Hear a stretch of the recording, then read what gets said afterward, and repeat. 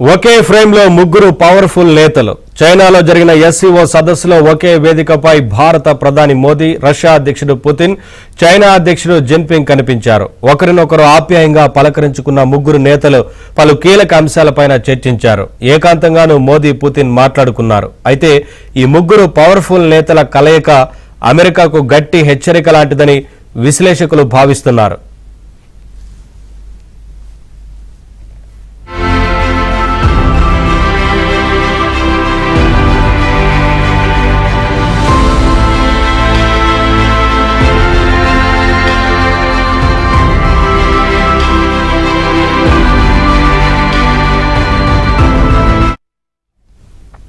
Bharat, China మధ్య సరిహద్దు పాకిస్తాన్ విషయంలో గతంలో అనేక విభేదాలు ఉండేవి. రెండు దేశాలు రష్యాకు మంచి మిత్ర దేశాలుగా ఉన్నా చాలా విషయాల్లో గొడవలు కొనసాగేవి. వీటికి తోడు భారత్, చైనా మధ్య ఉన్న విభేదాలను అవకాశంగా తీసుకున్న అమెరికా రెండు దేశాల మధ్య దూరాన్ని పెంచే ప్రయత్నం చేసేది. అయితే ట్రంప్ సుంకాలు భారత్, చైనాను కలిపాయని విశ్లేషకులు చెబుతున్నారు. ట్రంప్ ఒకటనుకుంటే మరొకటి జరిగిందని అమెరికన్స్ కూడా అభిప్రాయపడుతున్నారు.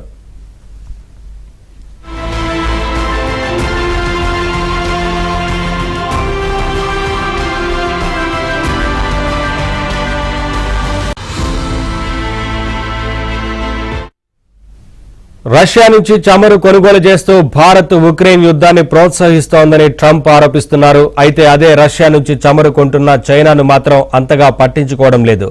భారత్పై ప్రత్యేకంగా ట్రంప్ కక్ష కట్టడానికి వేరే కారణాలు ఉన్నాయని అమెరికా వార్తా సంస్థలు కూడా చెబుతున్నాయి.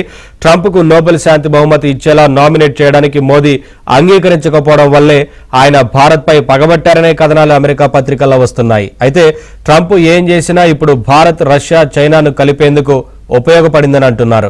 ఇప్పుడు ఈ మూడు దేశాలు అమెరికాకు పోటీగా బలమైన శక్తులుగా మారే అవకాశం ఉందని అభిప్రాయపడుతున్నారు.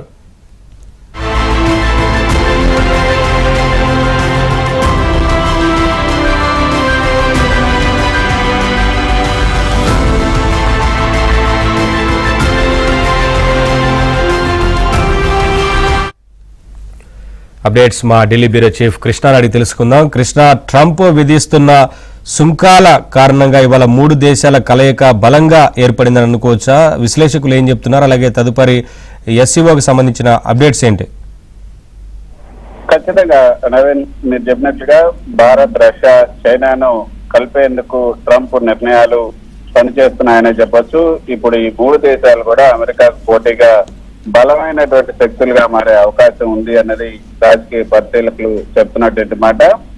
భారత్ పైన ఒక విధంగా చెప్పాలంటే ట్రంప్ కక్ష కట్టారనే చెప్పొచ్చు. ఆ కక్షకు అనేక కారణాలు ఉన్నాయి. అందులో ఒక కారణం ఆయన్ను నోబెల్ బహుమతికి భారత్ సిఫార్సు చేయలేదు. అంతేకాకుండా 4-5 సార్లు ట్రంప్ ఫోన్ చేసినప్పటికీ కూడా మోదీ దానికి స్పందించలేదు. ఒకవేళ తాను స్పందిస్తే దాన్ని తనకు అనుకూలంగా మార్చుకునే అవకాశం ఉంది అన్న భయంతోనే ఆ విధంగా స్పందించలేదు. అది కూడా మరో కారణం అని కూడా చెప్తున్నారు. అయితే మనం నిన్న చూసాం, షంఘై కోఆపరేషన్ కాన్ఫరెన్స్ కి ఏదైతే నిన్న ముగ్గురు నేతలు హాజరయ్యారు, భారత్, చైనా, రష్యా, ఈ ముగ్గురు నేతల నేతృత్వంలో జరుగుతున్నటువంటి సమావేశంలో ఈ ముగ్గురు ఒకే ఫ్రేమ్ లో కనపడటం చూస్తుంటే ఇక అమెరికాకు ప్రత్యామ్నాయంగా భారత్ ఇటు రష్యా, చైనాలను ఎన్నుకున్నట్లుగా కూడా మనకి అర్థమవుతుంది. నిన్న జరిగినటువంటి సమావేశంలో సరిహద్దులు లేని బంధాన్ని మనం ఏర్పరచుకోవాలి అని భారత్, చైనాల మధ్య ఈ యొక్క సమావేశంలో నిర్ణయం తీసుకునే అవకాశం ఉంటుందని కూడా రాజకీయ పరిశీలకులు కూడా భావిస్తున్నారు. సరిహద్దు సమస్య చైనా, భారత్ కు ఒక బంధానికి అడ్డు రాకూడదన్న నిర్ణయానికి కూడా వచ్చినట్టుగా తెలుస్తుంది. ఇరు దేశాల మధ్య వాణిజ్యాన్ని పెంచుకోవటం, శత్రువులుగా కాకుండా అభివృద్ధి భాగస్వాములుగా రాజకీయ వ్యూహాత్మక కోణంలో సాగాలని కూడా భారత్, చైనా నిర్ణయించినట్టుగా తెలుస్తుంది. బంధం బాగుండాలంటే శాంతి, స్థిరత్వం ముఖ్యం. పరస్పర నమ్మకం, గౌరవంతో ముందుకెళ్లాలి. మన బంధాలను మూడో దేశం కోణంలో చూడొద్దు. భారత్, చైనా మధ్య సహకారం మానవాళి సంక్షేమానికి బాటలు వేయాలని కూడా మోదీ, చైనా అధ్యక్షుడు జిన్పింగ్ తో ఈ సందర్భంగా చెప్పడం జరిగింది. డ్రాగన్, ఏనుగు కలిసి డాన్స్ చేయాలి అన్నది జిన్పింగ్ కూడా చెప్పినటువంటి మాట. వచ్చే ఏడాది భారత్ లో జరిగే బ్రిక్స్ సదస్సుకు కూడా రావాలని జిన్పింగ్ కి మోదీ ఆహ్వానించారు. బ్రిక్స్ అధ్యక్షత కోసం భారత్ జిన్పింగ్ కూడా మద్దతు ఇచ్చారు. అదే సమయంలో నవీన్ మనం చూడొచ్చు బ్రిక్స్ దేశాల ఆంక్షలను కూడా బ్రిక్స్ దేశాల పైన ఆంక్షలను ఖండిస్తూ పుతిన్ చేసినటువంటి ప్రకటన కూడా ఈ సందర్భంగా కొంత ప్రాధాన్యతను సంతరించుకున్నాయని చెప్పొచ్చు. భారత్, రష్యా, చైనా సహా 10 దేశాలతో కూడినటువంటి బ్రిక్స్ కూటమికి వ్యతిరేకంగా అమెరికా చేపడుతున్నటువంటి చర్యలపైన రష్యా అధ్యక్షుడు పుతిన్ మండిపడటం ఇప్పుడు ప్రాధాన్యత సంతరించుకుంది.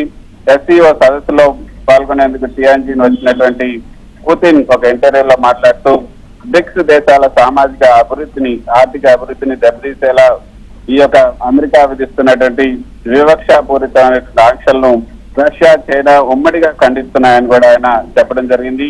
అమెరికా ఆధిపత్యం వహిస్తున్నటువంటి ప్రపంచ బ్యాంక్, అంతర్జాతీయ ద్రవ్యనిధి సంస్థ ఐఎంఎఫ్ వీటన్నిటిని కూడా పునర్వ్యవస్థీకరించాలన్నటువంటి డిమాండ్ కు మద్దతు తెలుపుతామని కూడా ఆయన ఈ సందర్భంగా చెప్పారు. కొత్త ఆర్థిక వ్యవస్థల్లో నిజమైనటువంటి సమానత్వం, పారదర్శకత అవసరం కాబట్టి ఈ యొక్క ఎస్సీఓ సదస్సుకు హాజరైనటువంటి పుతిన్, ప్రధాని మోదీ ఈ రోజు సమావేశం కాబోతున్నారు. సో ఇందాక మీరు చెప్పినట్లుగా అమెరికా అధ్యక్షుడు ట్రంప్ యొక్క అనాలోచిత నిర్ణయాలు ఈ మూడు దేశాలను సంఘటితం చేశాయని చెప్పొచ్చు. Thank you Krishna, thanks for the updates.